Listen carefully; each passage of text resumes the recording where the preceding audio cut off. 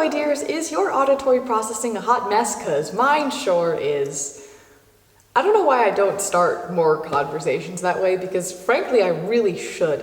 But anyway, hi, hello. Today we are going to talk about auditory processing disorder. And it does have a strong overlap with autism and ADHD, because about 55 to 80% of autistic people have an auditory processing disorder. But auditory processing disorders also exist in non-autistic people, and it is important to recognize that it is not an exclusively autistic thing. I feel like as a community, we sometimes have a tendency to collect all neurodivergencies as things under the autism and ADHD umbrella, and we just kind of forget that other people exist, and I just want us to be a little more inclusive, so I just wanted to clarify that. Now, what does an auditory processing disorder look like?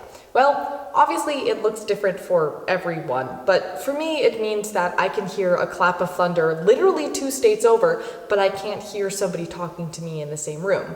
It also means that I rely on lip reading for a lot of my auditory information as well as captions, and that I'm on a bit of a delay, so I will say what, and then typically halfway through you repeating what you said, I've answered your question. And my levels of processing also fluctuate a great deal. If somebody's giving a talk on something I'm very interested in, say sharks, I will get every single piece of it. But then if I'm stressed, or if I'm bored, or in pain, or I don't know a person very well, I will miss the majority of what's being said. It's been estimated that I only process about 20 to 30% of what I hear on a daily basis, and my testing score is in the 0th percentile, which I am frankly proud of.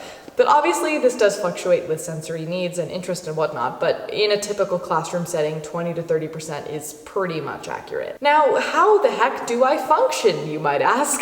Well, first of all, I have no clue. If you have any ideas, please let me know.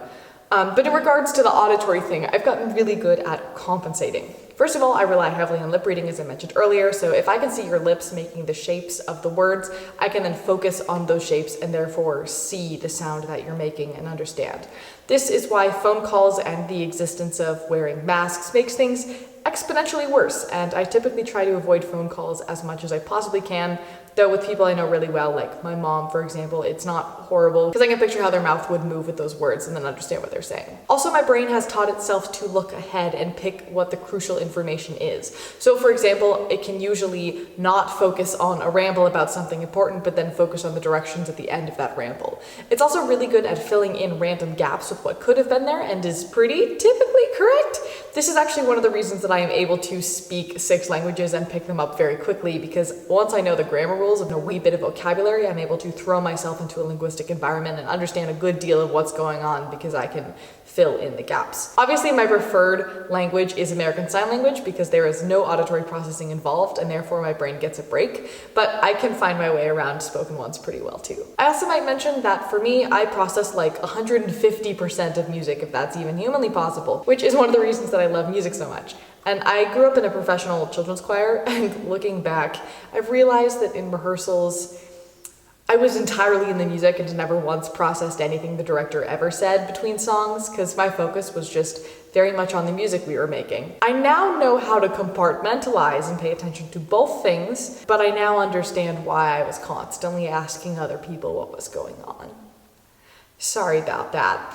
A lot of schools offer note takers for classes so that people like me don't have to focus on listening and taking notes at the same time and can instead just focus on listening and then get the notes later. To be entirely honest, I typically cope by teaching myself everything before class and then showing up with a list of the things I need clarified and only focusing on those sections of the lectures. Obviously, not all classes are lecture-based, and so in those classes I do some amalgamation of that in relation to the class setup. And then in like a performing arts class, like the ones that I'm in right now, that's kind of impossible, but I'm really observant at what everybody else is doing, so I can just kind of use that as my backup. I also deliberately never go first so that I can see others' example of a thing in case I heard the directions wrong, which I typically do a lot of the time. So how can you help? Well, include captions and don't complain if people choose to have them on.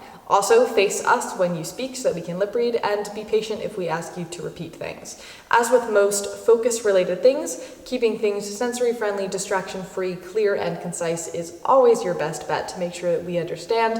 And I'm also a huge fan of the whole give directions both auditorially and written down, because then you get the information in 2 ways in case one of them fails. or both, but at least you have two options. And not only do these things help people with auditory processing disorders, but they also help the wider population too. So it's worth making the effort to change how you communicate to be a little bit more accessible. Anyway, this is kind of a short video, but I hope that you learned a thing or two, or maybe you totally zoned out and got none of this. That's also super valid and very relatable. But as always, thank you for listening. Thank you for learning. Remember, your story isn't over. It has only just begun, and I look forward to seeing you, my dear, in the next one.